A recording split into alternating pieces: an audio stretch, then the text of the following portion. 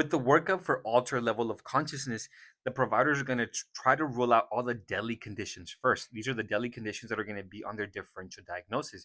They include stroke, whether hemorrhagic or ischemic, hypoglycemia, hypertensive encephalopathy, hypoxia, hypercapnia, hepatic encephalopathy, electrolyte issues, sepsis, seizures, and toxic congestions, just to name a few. This is a useful mnemonic here.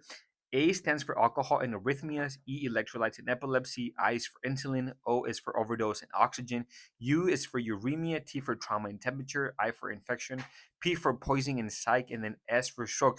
These are some of the common things that providers are going to be mindful of when someone comes in for altered level of consciousness. Now, their workup is going to be based on trying to rule out all these deadly conditions or rule a deadly condition in.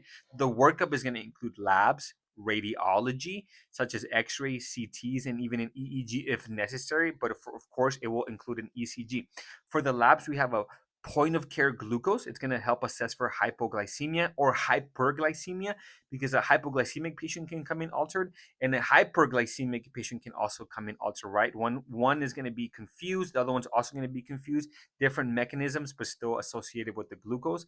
Urine drug screen and serum toxicology to assess for overdose of a substance.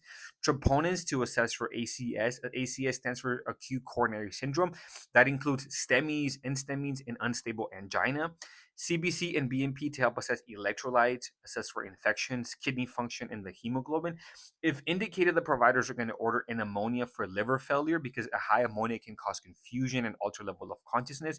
A CSF will be needed if the providers are thinking that an infection is coming in from the CSF. Coagulation studies to assess for bleeding disorders that increase the risk of bleeding if they're thinking something like a head bleed is causing the confusion. A VBG to help assess a lactate level and approximate estimate of other values like the CO2, because you have things like hypercapnic respiratory failure that can first present with patients with altered mental status. Other key parts are going to be the BNP if they're going to assess for heart failure. The chest X-ray is going to help for look for hypoxia issues that can cause altered level of consciousness, such as pulmonary conditions that can lead to that will be pneumonia, pulmonary edema, pneumothorax, and so forth. Now, the ECG is going to help assess for things that may be affecting perfusion, such as arrhythmias and ACS.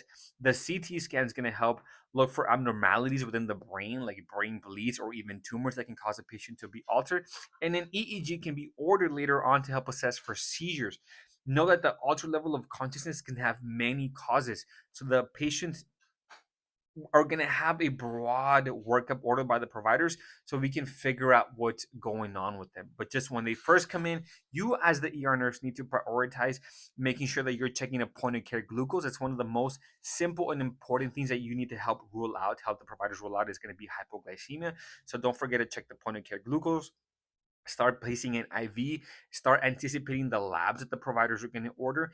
And if the patient is showing all the signs that they may have a head bleed and the providers order the CT scan, the head CT scan, make sure that you're prioritizing getting them to CT to rule out a lot of these things like a brain bleed, right?